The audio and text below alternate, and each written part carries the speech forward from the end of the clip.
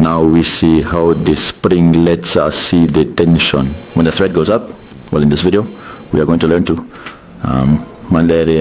disassemble, dismantle, and adjust the thread pulling spring of the silver tensioner. We see this tensioner a lot in the Negrita machines, and I see it a lot also in old machines. Broader and Singer more than all the metallic ones. So let's lower it completely. In this case, it already has this system with which we are going to loosen this screw, and the entire tensioner will come out. We loosen this and we loosen. We can see how can it turn out. The complete tensioner with the spring released, and it's very important. In the case of the black one, the released spring, and we can see it's very different. In the case of other machines, the spring is totally normal, like the flat one, but the tensioner is going to be exactly the same. So let's learn how to disassemble and assemble it. We first need to remove the securing nut. We lift all the pieces and put them back in the same order we removed them. We put here, then the spring retainer, then we have the tension spring, we have the rock. It doesn't put pressure on the spring disc. Then we have the discs part which gives way to the bolts, and we have the disc opener, which is very important. Here we can see it, and we have the spring. Now let's see it if we have it like this, such as to mount the spring and thread it, whether it broke or not, is damaged, is bent, and it is not causing problems in the seam. Let's remember that the thread pulling spring helps us apply tension to the thread as it moves up, pulling it upwards, and you apply some pressure so the linen isn't loose or slack, or it might just blast us away in the loop that is in the seam. So here we have it. Let's grab the stud. I'll show you. Here you see this little entry, which is in this little notch of the stud. The spring part would be held. We see this part here. It would go into this part of the stud. Let's put it in. We see that it's already in. Here we see, and we see how it fits into the slot of the bolt. Let's see if it's all set. It should go like this, and we can hold it in place. A spring, a cross piece. We start to put in the parts. We see the disc opener goes first. It goes back like this.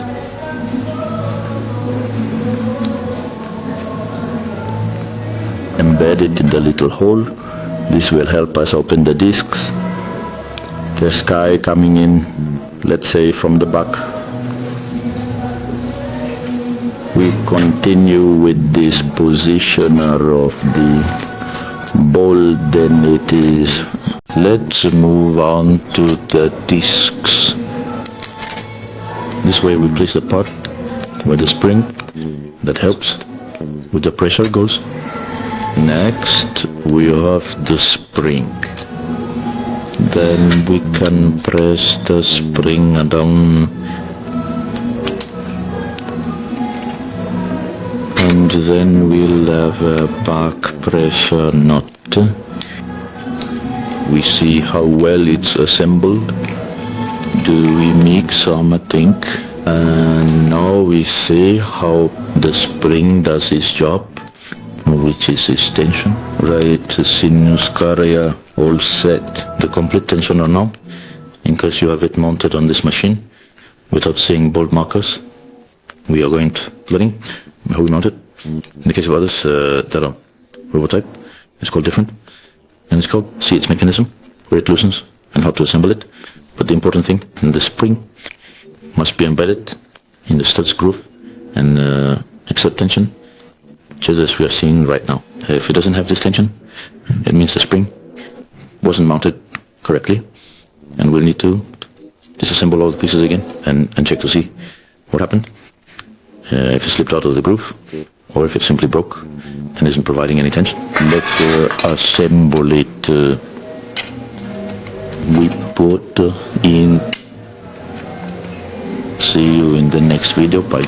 Now we need to check the position of the spring. So we install the complete tensioner and tighten the first screw, which holds the bolt to the bottom part. And then it falls from this piece where the support goes. Well, now we see that the spring is too tight.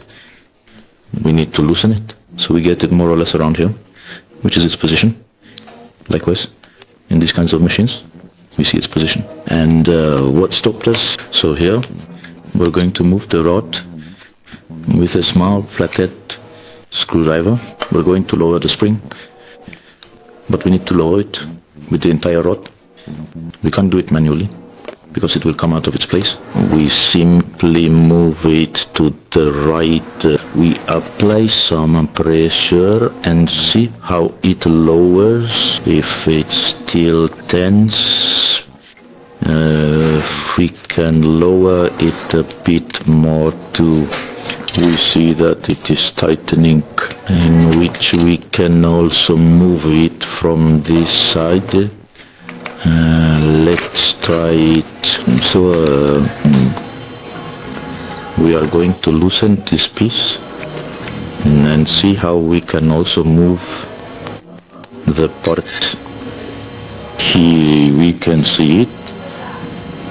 This piece is what helps us retain the spring, as we can see here, to lower or raise the spring depending on how we want it. Once we're sure that's the point where the spring should come down, we can lower it and tighten the screw again. We can see that the spring doesn't get tension. When the thread goes up, we can already see how the spring applies tension. And when the thread goes up, remember to give me a like, subscribe to the channel, and see you in the next video, just as we are seeing right now. If it doesn't have this tension, it means the spring wasn't mounted correctly, and we'll need to